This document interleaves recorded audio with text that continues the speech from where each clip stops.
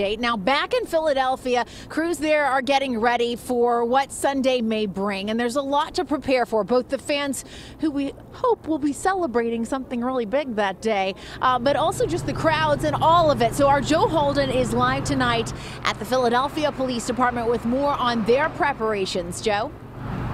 Hi, Jess. Philadelphia police are confident that we will be celebrating and partying. In these days ahead of the Super Bowl contest, they are mapping out logistics, talking about security, those parties, and polls. If you'll be among the 30,000 fans partying in the Mayfair streets come Sunday night, there will be more officers. Exactly how many, police aren't saying. Anything of that nature with sporting event, it's the place to be. Captain Anthony Luca's district covers Frankfurt and Cottman. That's where Philly blows off the roof when celebrating just about anything.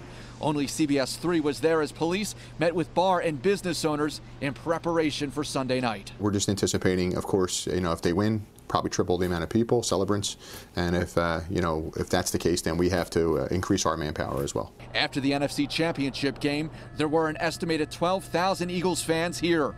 There were no significant issues. When I was at Frankfurt and Cottman, I was out there and there were already thousands of folks within the time I went up 2 flights of steps. It's like people just magically appeared. There will be checkpoints. Police will be looking for bottles and weapons.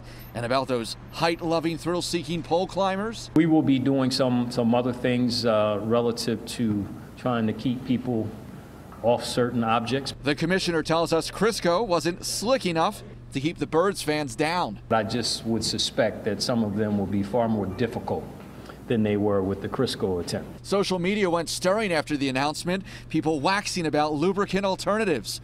Baby oil, some products we can't even mention, along with I can't believe it's not butter. During these occasions, people invariably, some want to climb poles for some reason. I don't particularly understand that, but that's just something that happens. And it is just oh so Philly with those pole climbers. And of course, there are some rumblings that we are following about a possible parade. You have to imagine the city is also mapping out those logistics. No comment tonight, no details yet to share officially from the mayor's office. That's the story. Reporting live outside Philadelphia Police Headquarters, I'm Joe Holden. Jess, back to you.